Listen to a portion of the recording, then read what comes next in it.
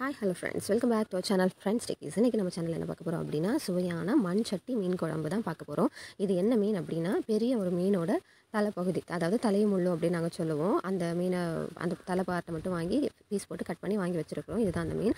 இதை வந்து நல்லா க்ளீனாக நம்ம வந்து வாஷ் பண்ணி எடுத்துக்கலாம். எடுத்து வச்சுட்டு இதுக்கு வந்து எந்த மாதிரி நம்ம ஸ்பைசஸ் ஆட் பண்ண போகிறோம் அப்படின்றத பார்க்க போகிறோம். வாஷ் பண்ணி எடுத்துக்கிட்டோம். ஒரு மிக்சர் ஜாரில் தேங்காய் ஆட் பண்ணிக்கலாம். தேங்காய் துருவி ஆட் பண்ணியிருக்கிறேன். துருவ முடியலன்னா கட் பண்ணி கூட ஆட் பண்ணிக்கலாம். தேங்காய் துருவல் கூடயே சின்ன பல் பூண்டுனா ஒரு 10 பல் பூண்டு எடுத்துக்கோங்க. பெருசுனா கொஞ்சம் கம்மியாக எடுத்துக்கலாம். இந்த பூண்டையும் அது கூட சேர்த்து ஆட் பண்ணிக்கலாம். அதுக்கப்புறமா 10 சின்ன வெங்காயம் ஆட் பண்ணியிருக்கிறேன். இதையும் மிக்சர் ஜாரில் சேர்த்துக்கலாம். அப்புறமா ஒரு பெரிய வெங்காயத்தில் பாதி வெங்காயம் ஆட் பண்ணியிருக்கிறேன். நம்ம மொத்தமாகவே சின்ன வெங்காயமும் ஆட் பண்ணலாம். ஆனால் அதோட டேஸ்ட் வந்து கொஞ்சம் டிஃப்ரெண்ட்டாக இருக்கும். அதனால் வந்து பாதி சின்ன வெங்காயம் பாதி பெரிய வெங்காயன்ற மாதிரி ஆட் பண்ணியிருக்கிறேன். அந்த பெரிய வெங்காயத்தையும் கட் பண்ணி நம்ம ஆட் பண்ணிக்கலாம். அப்புறம் இது கூட ஒரு சின்ன துண்டு இஞ்சி ஆட் பண்ணிக்கலாம். அப்புறமா இதுக்கு தேவையான மசாலா என்னெல்லாம் ஆட் பண்ணணும்னு பார்க்க போகிறோம். என்ன மசாலாஸ் ஆட் பண்ண போகிறோம் அப்படின்னா, மல்லித்தூள், அதாவது தனியாத்தூள். இந்த குட்டி ஸ்பூனுன்றதுனால 4 ஸ்பூன் ஆட் பண்ணுறேன். உங்கள் ஸ்பூனுக்கு ஏற்ற மாதிரி, டேஸ்ட்டுக்கு ஏற்ற மாதிரி வச்சுக்கோங்க. இந்த குட்டி ஸ்பூனில் ஒரு 4 ஸ்பூன் தனியாத்தூள், அதாவது மல்லித்தூள். அப்புறமா மஞ்சள் தூள் 1 ஸ்பூன் ஆட் பண்ணிக்கிறேன்.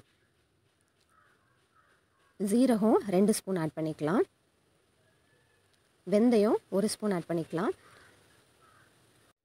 அப்புறமா ஓமம் 1 ஸ்பூன். அப்புறம் மிளகாத்தூள் ஒரு 3 ஸ்பூன் ஆட் பண்ணியிருக்கிறேன். இது வந்து காரத்துக்கு ஏற்ற மாதிரி நீங்கள் ஆட் பண்ணிக்கலாம். அப்புறம் 3 பெப்பர் இருந்துச்சுன்னா போட்டுக்கோங்க, நல்ல மிளகு.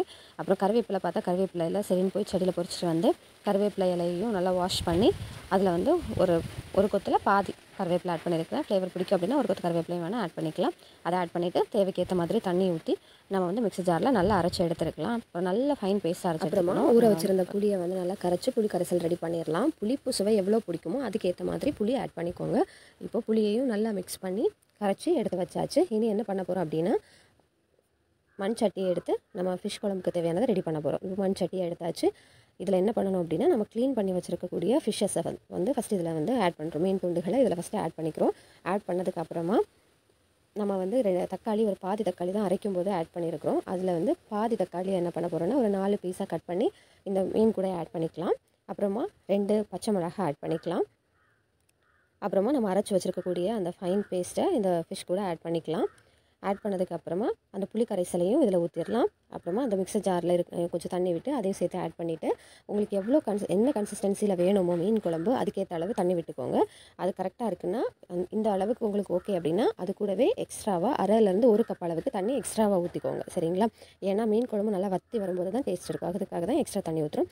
அப்புறம் அது தேவையான உப்பு போட்டு மூடியாச்சு. நேராக நம்ம விறகடுப்புக்கு எடுத்துகிட்டு போயிட வேண்டியதான். விறகு பற்ற வச்சாச்சு.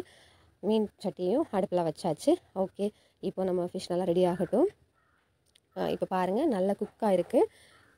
நல்ல எண்ணெயெல்லாம் பிரிஞ்சு வந்திருக்கு. நம்ம எந்த ஆயிலுமே ஆட் பண்ணலை. இது வந்து தலைக்கறி அப்படின்றதுனால அதுலேயே எண்ணெய் வந்து வந்திருக்கும். ஆயில் கொழுப்பு இருக்கும் இல்லையா, அது வந்து ஆயில் மாதிரி இருக்கும். இப்போ நல்ல குழம்பு ரெடி ஆயிடுச்சு. நமக்கு தேவையான அளவுக்கு குழம்பு வத்தியும் வந்திருக்கு. இந்த ஸ்டேஜில் நம்ம வந்து எடுத்துடலாம் ஃபிஷ் கறியை. சாப்பிட்டு பார்த்தீங்க, டேஸ்ட் அல்டிமேட்டாக இருந்துச்சு. நீங்களும் கண்டிப்பாக ட்ரை பண்ணுங்கள்.